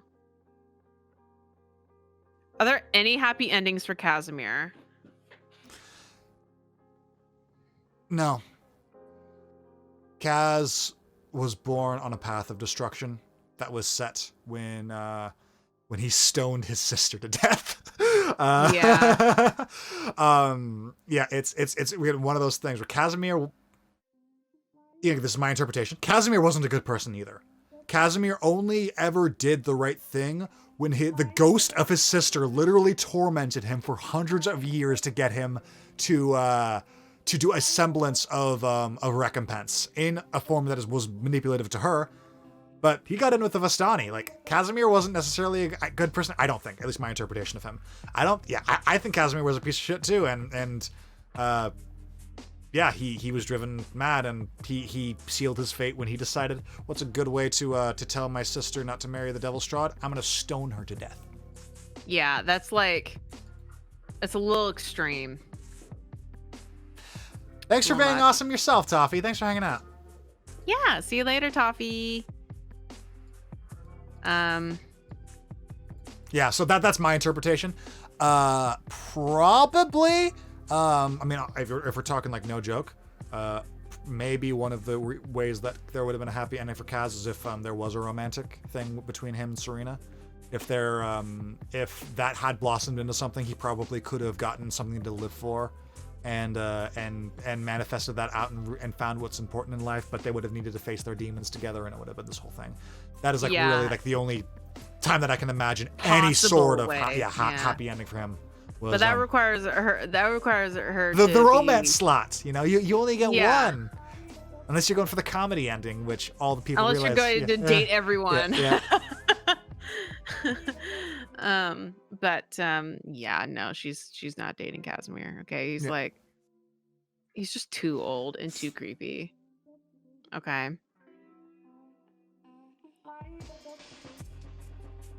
If Patreena and Strahd had married, would the whole world have ended? No. If Patreena and Strahd had ended, the whole dialogue thing is Patreena thought that she could control Strahd. So that was her thing. She was like, like my love. I can change him. Exactly. I can change him. And, you have power. Come here, you. Hey, while you're banging me, why don't we have him become a power couple? Exactly. While you're banging me, why don't you tell me how to cast the spell? And, like, she was that kind of a person. And then she had this idea that she could control Strahd through her whimsical means. In other words, like with love or with her body, like all this other things. She was focused. Or wits or whatever. Yeah. And she would have found pretty quickly that her family, the Duskulls, were right. That eventually she would succumb and she would have become a consort and probably eventually suffered the same fate just by Strahd. I think she would have become a consort and then rebelled, and then Strahd would have killed her anyway. I think that's probably would have been a similar result, except for Kazimir wouldn't have seen that. What was that magic sword that I got? And then I got the Van Richten's rod. I need to check these out. What the heck were these? You're gonna hate me. Huh? You're gonna hate me. What? I can just tell you. Okay. So before I tell you, I want you to know that I decided that this was like that the powers of Shadow overcame the powers of this sword. And it's kind of implied with the way that it is phrased. That magic sword was a luck blade. You got a wish. Like a wish? Like a wish. Okay. Huh. Well, that would have been nice to know. Wait a minute. Actually, this works. This works. Okay. So, if I had known before, I basically would have wished of like, okay, Serina's level 20. That would have been her wish. Yeah. And then she would have curb stomped.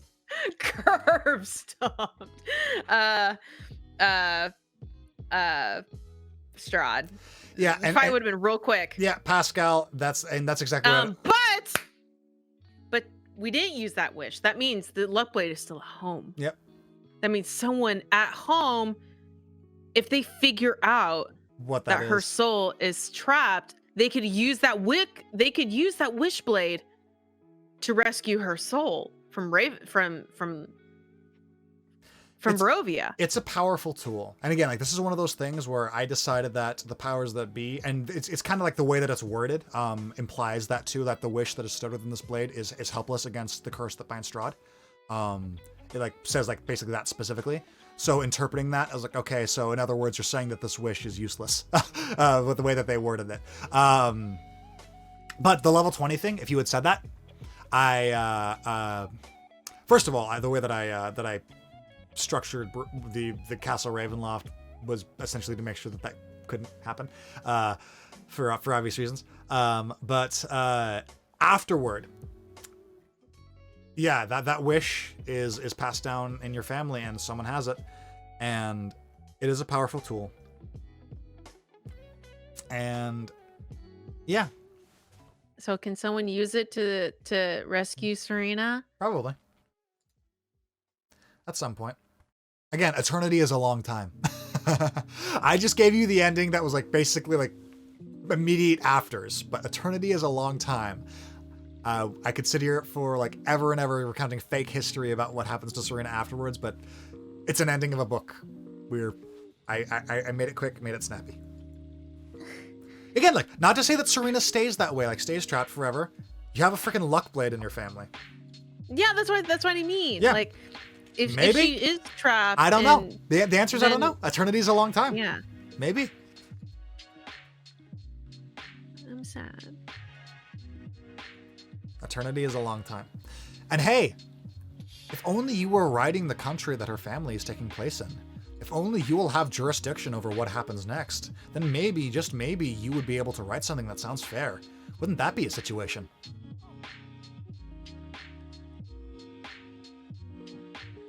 Write something that sounds fair to like the rest of her people. Well, whatever you want. It's whatever you want. It's in Ramel. That's your jurisdiction. So now that Curse of Strahd is done, you could say that actually she came in and conquered Barovia and became super awesome, powerful, level 57 character. And now level 57. Yeah, and 57 and eventually like punched the Vigilant King in the face and now rules over the land. And now she's the ultimate goddess, and the gods worship her. Yeah, exactly. You're making Ramel. So that was another reason why I felt pretty good ending it this way, because now the ball's in your court since it's in Ramel, and whatever you decide to do with her, you have the power to. Because eternity is a long time. I mean,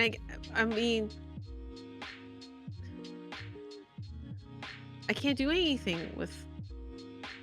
I mean, she's not dead yet, but we know what's gonna happen if she dies. Yep, and it's in her mouth. Which I guess if someone does a divine, you know what, she'd still be alive in the 20-year gap. Yep, exactly. So that means we know what her fate would be if nothing happens. True.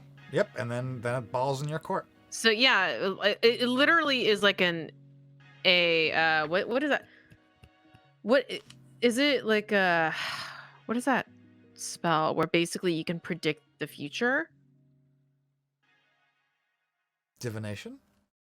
Yeah, it's like a divination or something like that. But basically, there's something like that where you can kind of get an idea of what happens in the future. Mm-hmm. And then, or if she ever is like, how will I die? Yep. And then she sees that she's in Barovia. Like, what the heck? Yeah, exactly. It's one of those things. Balls in your court. Theoretically speaking, this was my ending, and this is my world. But as soon as we transition worlds, it's D&D, baby. I don't know what happens. It's balls in your court. Yeah. If a creature uses this wish to try to escape from Barovia, the spell fails. If the creature uses the sword's wish for Strahd's destruction, it fails. So essentially, like, I interpret like, essentially the dark powers are stronger than the spell, and nothing you can really do can influence the major aspects of it. So then you can't use it to wish her out of to rescue her soul. Yeah, so that's how I interpreted it. So that's how I was like, even wish the wish, I was like, there's yeah, you could do a lot. It's a freaking wish spell. You could do a lot, but the dark powers that control Barovia are strong. Poor Serina.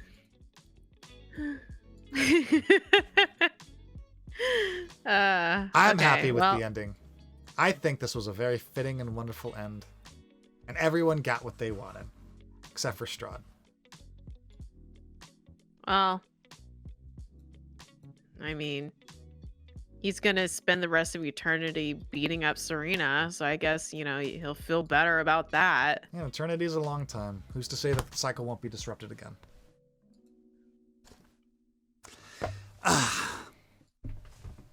It's just the immediate fate of Serina's soul. The next chapter in her life, if you will. Yeah, the next chapter in her eternal life. Okay. So, okay, I do have one more question. Okay. Is there anything in Castle Ravenloft that you wish I did or found out? Spiders are pretty cool. Except the spiders.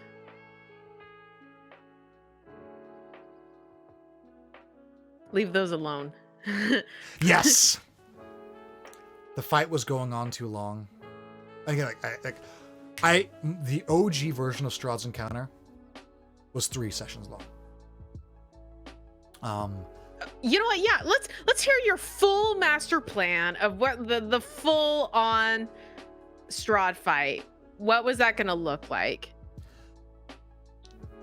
To start off with, it would have been an encounter on the tower. All of the adventurers that you said wouldn't have come in 1v1. It would have been the first line of defense. They would have shown up, and you would have needed to fight basically like an adventuring party versus like an enemy adventuring party versus your adventuring party. That would have been session 1. Session 2, heart. Strahd would have defended the heart with the halberds, and then eventually, unless you killed him, would have retreated to the top of the tower. And this scene is just so dope. This was just the last scene that I wanted with Strahd, just because the scenery that it was in the description was so fucking cool. A cold wind greets you atop the tower roof. Its rain-slicked flagstones surrounded by a 20-foot diameter ring of stone battlements. The thunder clouds above suddenly densely coalesce into a terrible visage of Strahd. The face utters a ghastly moan as thousands of bats fly out of its gaping maw and descend upon the tower. And it essentially would have been an encounter with Strahd von Zarovich and his army of bats. And then that would have been the final moment. I was trying to work up to that with this encounter, but then I realized it was going too long. Like, I was already like past the mark that you were like, Kai, please don't make it longer than this. So yeah. And here we're already at like 11 p.m. Like, yeah, we've been in the after show for a while, but the full fight encounter was still about 2.5 hours long. Yeah. Even with like the super short. So like as you like the stormy cloud above with the scenery of like, you know, which I could have done a better job at explaining. Like, you know, fighting in the rain with like, you know, clashing swords, getting skewered with blood, and the scenery of the ash being swept away by the rain. I still got all that, and same thing with the party and all that, and how I sped things along basically was I added the timer to keep things moving quickly and to I basically just merged all of the ideas into a clear, concise thing, which is I'm happy with it. Like, I don't have any regrets. But yeah, I did have a 3-act epic for the final encounter that was condensed into 2 hours at your request. Yeah, like that, like another 3 sessions fighting. Yeah, it would have been a lot. Yeah, are there any other Castle Ravenloft secrets?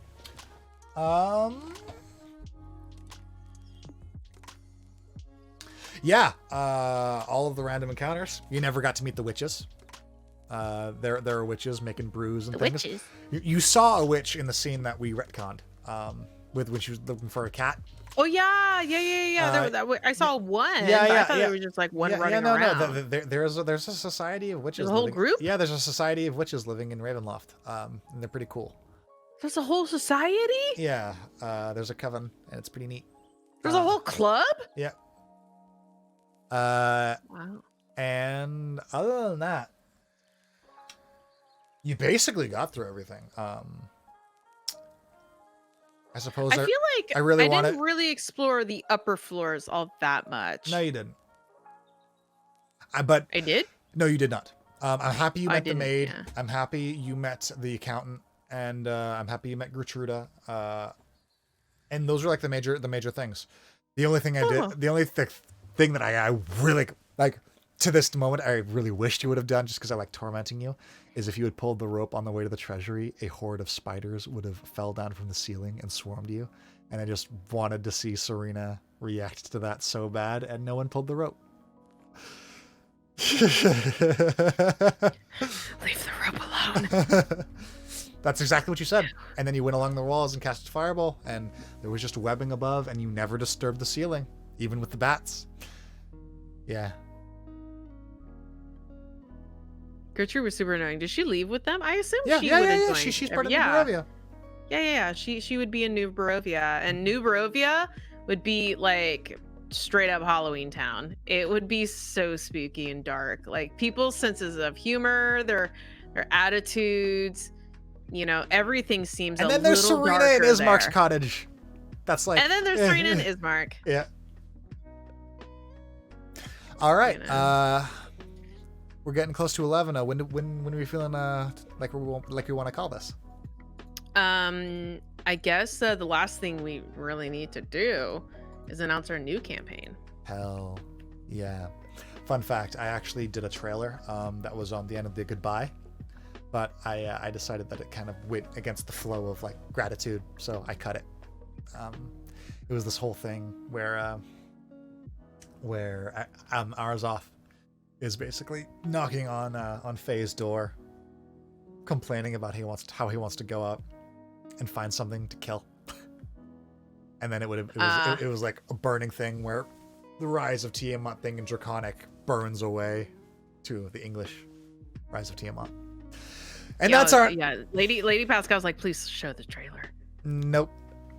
Nope. Why? However, I want to see it. We will announce the trailer. I mean the trailer. Our thing. Yeah. Behold. So everybody, we are playing the Rise of Tiamat. Our new campaign. This was new campaign. Yeah, this was the final title screen. The Draconic page that you saw announced on Discord was going to burn away into this, and yeah. But our new campaign. Yeah, this is our little sneak peek. We are going to be playing a much darker. I know, crazy, right? Even darker than. And by darker, I mean not thematic. Curse of Strahd is way darker thematically, but the characters that we are playing are going to be Wise of Tiamat, exactly. We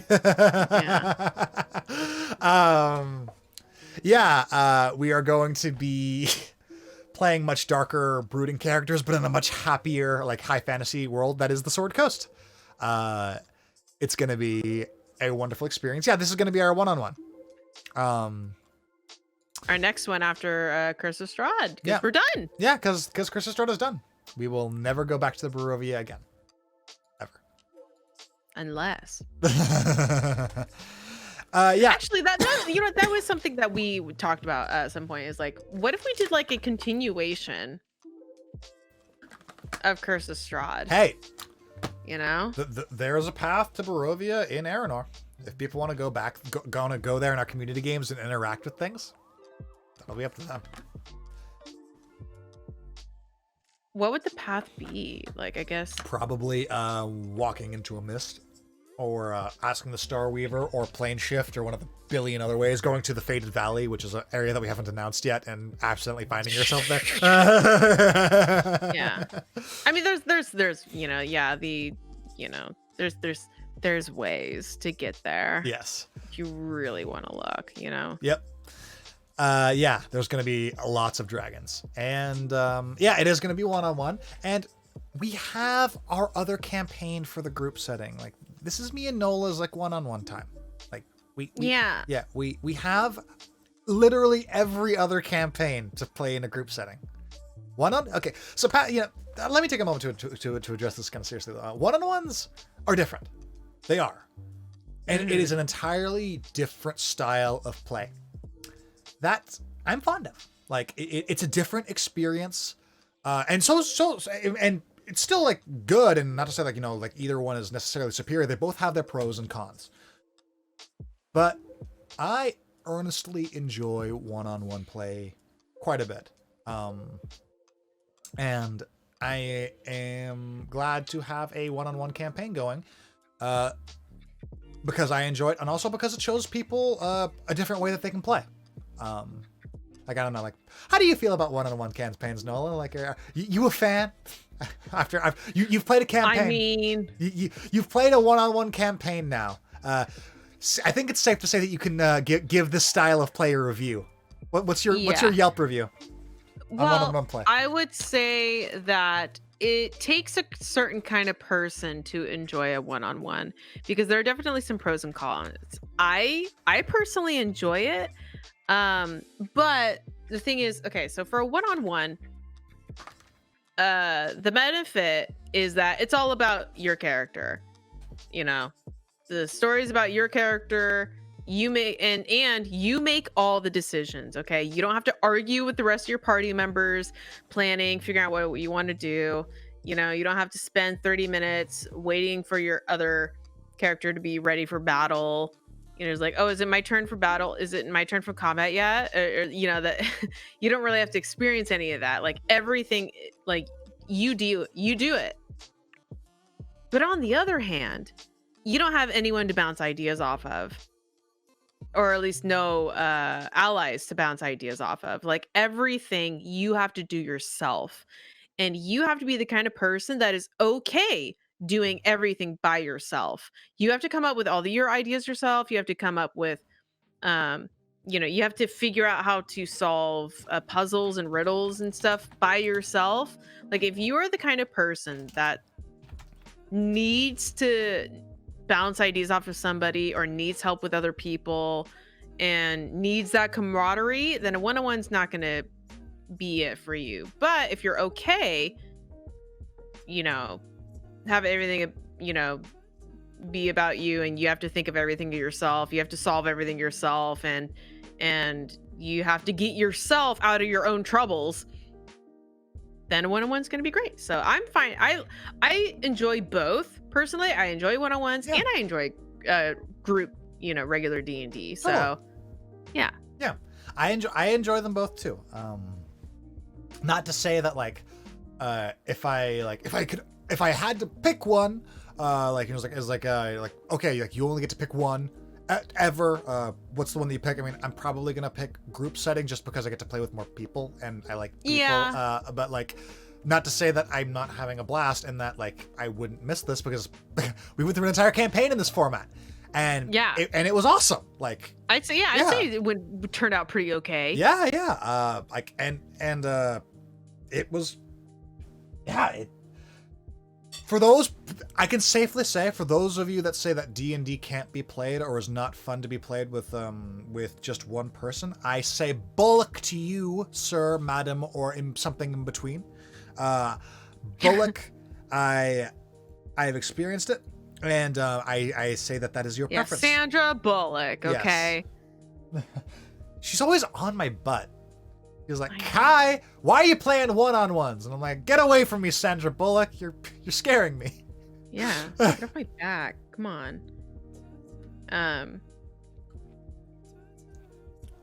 Yeah, so I love one-on-one. I will say that, another benefit of one-on-ones is that the story is going to move a lot faster.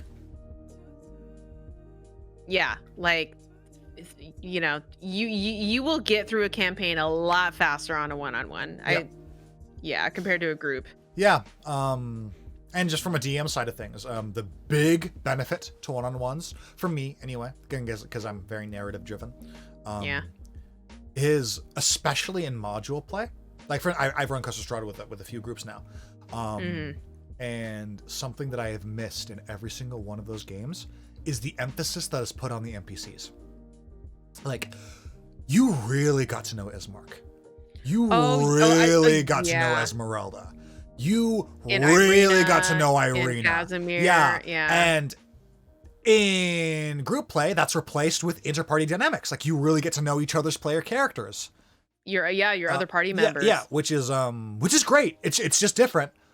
But seeing in this module these really well written and fleshed out and interesting characters, you just don't get to see them in you don't get to see them fulfill their maximum potential in any other context other than one-on-one, because in a one-on-one, all you have is the NPCs. So right. you care about their backstories and they become part of the party. Like it's a totally different, your dynamic, like DM dynamic with players with NPCs and one-on-ones, totally different, because the NPCs is literally all that they have. So you get a chance to really delve deep into these NPCs that either you interpret if you're reading a module or that you write in terms of if you're making your own world, that you never get a chance to experience because in a group setting, it's about the players and their characters. Right. Like I imagine Ismark in another group would just be like this random dude that like, oh, I have to help my sister. Okay, completed the quest. Bye, Ismark. That's exactly what happened in my other campaign. They left like Ismark after the thing. They're like, okay, we'll take Ireena to freaking Valaki. Valaki. Yeah. He's like, okay, I got a town to run. All right, later, Ismark. And then they're probably never gonna see him again. And that was like 2 sessions worth. Like, and you imagine chat. Yeah. Mm-hmm. It's okay, Pascal. I think we're wrapping up. Yeah. Yeah. And the other thing that I really enjoy as a DM, of course, good night, Pascal. What's the word?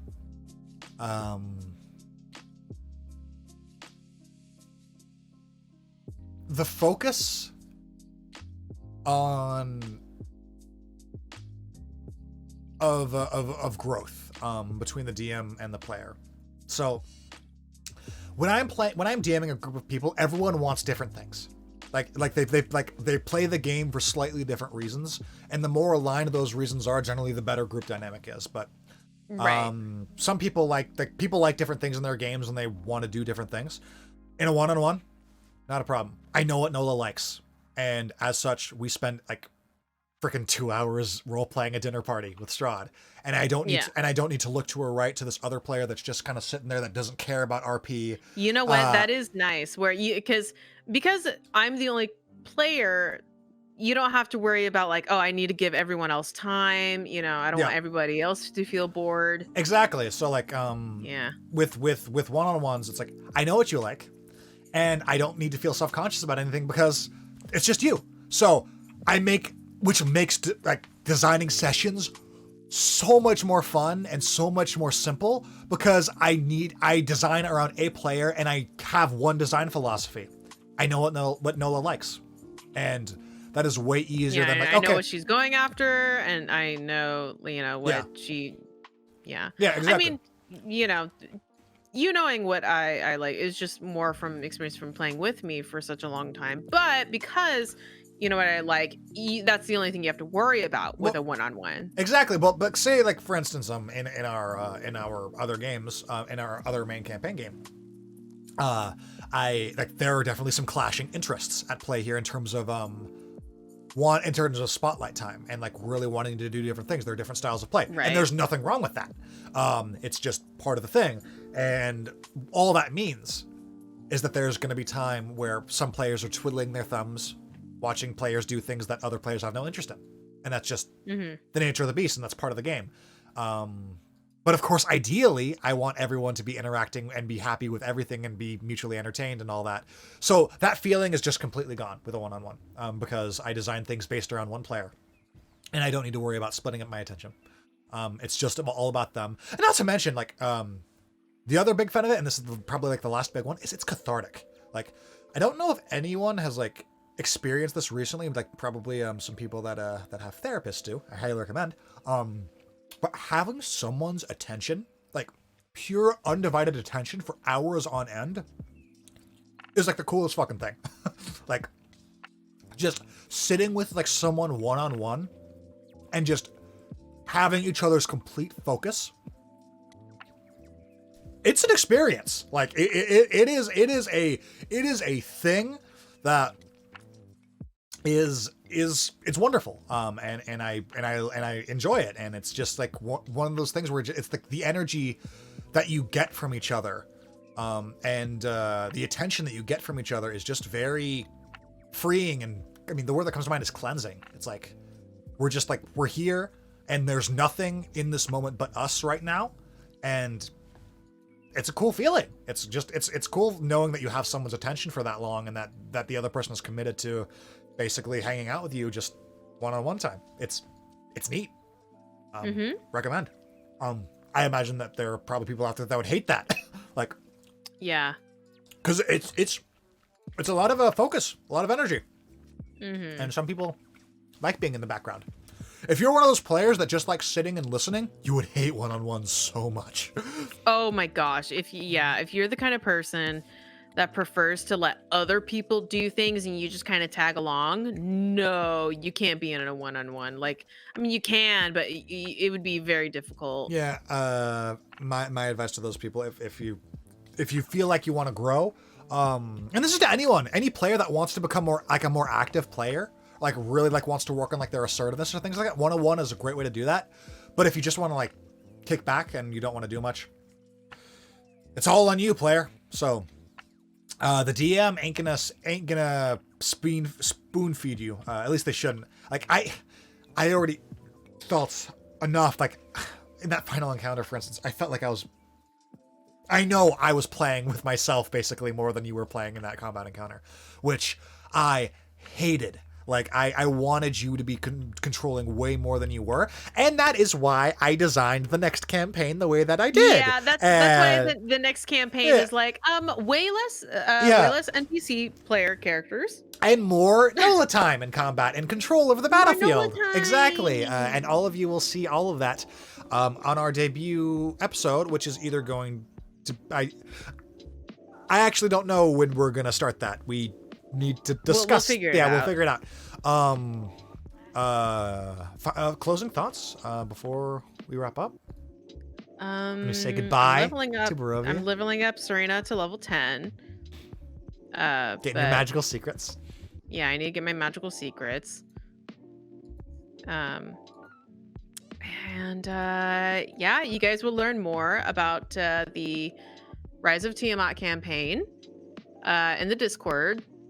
So yeah, we have actually been playing off sessions in preparation for our Rise of Tiamat campaign. Like, you know, because we're not starting our characters at level 3. We're starting our characters at like level 8. So these characters are already very lived. We're basically picking up in the tier where Sirina left off, like the tier of play where Sirina left off, and then we're going to keep going to the higher tiers of play. So that way it's like, okay, sorry, like you've played the module in like the early tiers of play, and now we're going to go to the later. Like the Rise of Tiamat is going to go all the way to those later levels. So you're going to get to feel big and scary. I'm going to get to feel like, boom, yeah, I can do damage. So I'm really looking forward to that. We'll have more details on that as they develop. So, last word before we say goodbye to Barovia. Thank you, Nola, so much. This was a blast. Stop it, Kai. Some of these moments that we've created in this space, I will never forget. And it is some of the most wonderful experiences in terms of collaborative storytelling that I have ever had. So, yeah, thank you so much for being a part of it and being the kind and wonderful soul that you are. I will. Okay, well, here, your turn. I will say that, you know, Kai, like, I always wanted to play Curse of Strahd, and I am so glad that I got to experience this campaign with you running it, because you're such a talented DM, and And I can say without a doubt that this campaign spanning over 2 years has definitely not just improved both your skill as a DM and my skill as a player, but just our friendship too. And our collaborative abilities for roll call.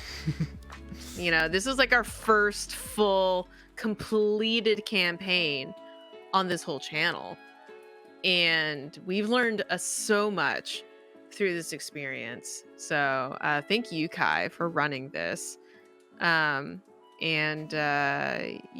I look forward to seeing the next campaign with you. Hell yeah.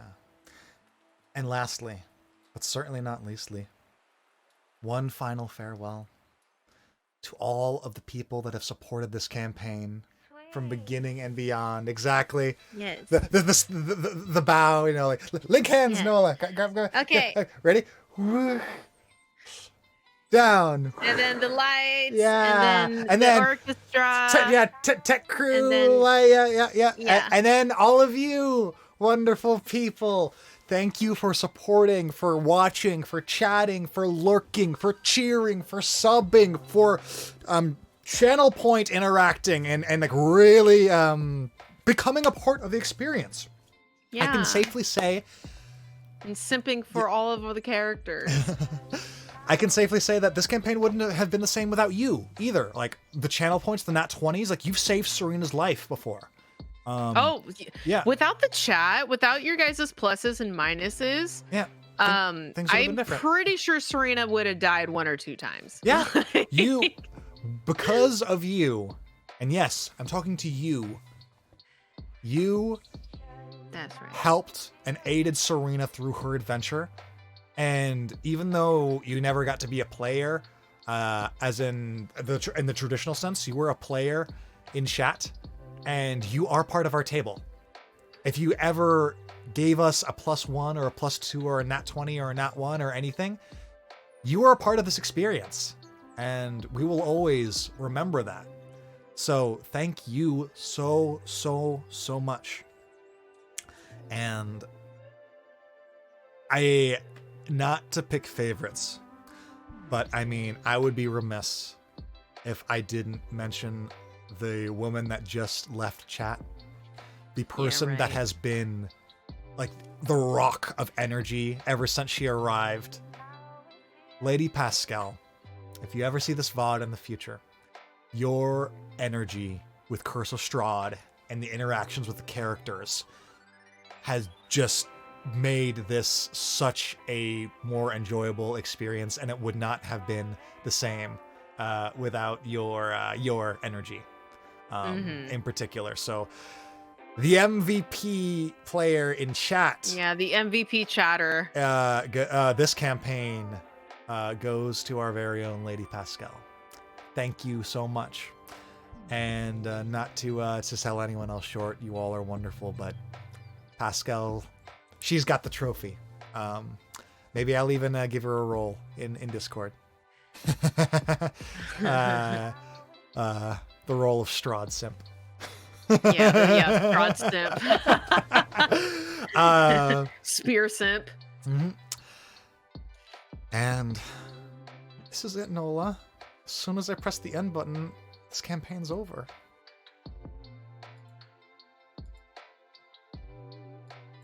At least with me. Yeah. Well, have we said our last words? I think this is it. This is my Una's honest moment. Saying goodbye to Barovia, to Sirina, to Ismark and their dynamic and everything forever. All good things must come to an end. And they all live happily ever after, except for Sirina, because she doesn't. Yeah. Well, again, eternity is a long time. Not to say that anything is set in stone forever, but this is where we say goodbye for now. And maybe forever, but we don't know. Goodbye, everyone. Thank you for all of your support. Yeah? Oh, yeah, I said goodbye. Oh. And you're all fucking awesome. And I cannot wait to see what the future has in store for all of our campaigns, stories, and our community that is ever growing. Good night, everyone. Stay happy, stay healthy. You're welcome to hang out with us anytime. Last goodbye from Barovia. Your nightmare is over. I can finally sleep. You can finally sleep.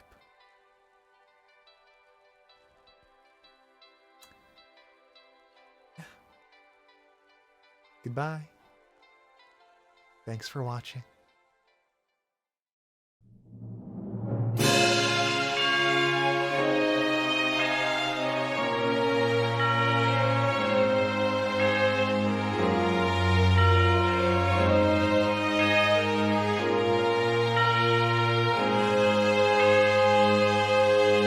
Bright and golden morning sun, may your light warm the land. Amber flame ablaze the sky, till we see your dawn again. Cool and blue, midnight moon, may your glow shine in the sky with the twinkling stars of time.